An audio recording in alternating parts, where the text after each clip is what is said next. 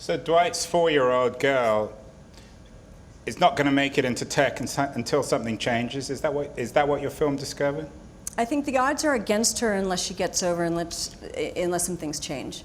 The odds are against her. We know that, right? They're less than 18% of women are in tech right now, in the tech roles. And that's even lower than before. I interviewed Walter Isaacson a couple of months ago, and he found that fewer women now are going into tech than they went into the 30s and 40s. Yeah, I interviewed Walter as well for the film. He's in the film, and in 1984, it was almost 40%, the number of women in the industry, and it has dropped off seriously since then.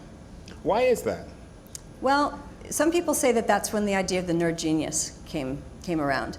And so the idea then is that sort of there was a shift, and suddenly there was not really a conscious movement, but there was an idea that sort of like this is the boys' club, and this is it became less comfortable for women to be involved. There's something called ambient belonging, which I think is very interesting, and it's women just not feeling like they fit into the space, whether they really know exactly why it is or not.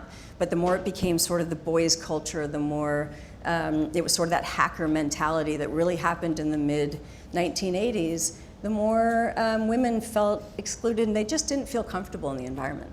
It's more like a 12-year-old boys' club, you know what I mean?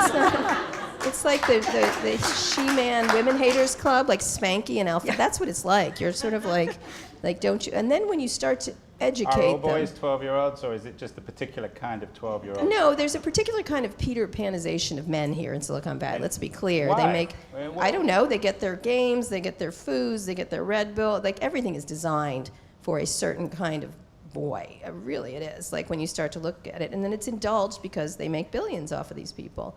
And so what's funny is the products themselves are largely used by women. I mean, sometimes more than, Twitter is more than 50% used by women. So is Airbnb. Airbnb, all kinds. I think that that's right, but I also think that we have constructed an economy and a working environment and a home environment that is very much based on aggression as our filter. So when we talk about hiring more women, I ran an engineering room that had half women and half men, and I cannot advertise a job that says, I'm hiring a kick-ass engineer, sorry if the swearing's not okay, I'm hiring a kick-ass engineer who does X, Y, and Z that are very aggressive and forceful adjectives in a whole long string. No women will apply.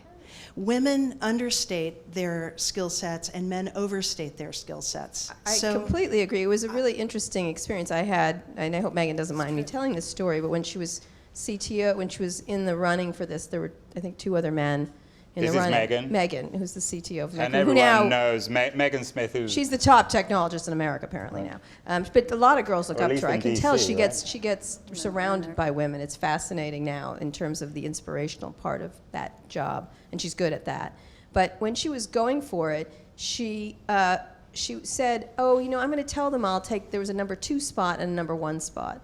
Now, this is someone who's an MIT graduate, went to the Media Lab, early Google executive, bought what became Google Maps, just like genius, like could have a spaceship and go off and leave the rest of us, kind of just a very smart technical woman.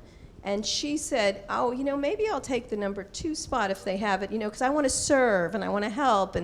And one of the things was our kids are in DC, and I said, you can't take the kids if you take the number 2 spot. And she said, well, why? And I said, because you deserve the number 1 spot. You're not number 2. Don't know for number 2, and I'm going to make it impossible for you to take number 2.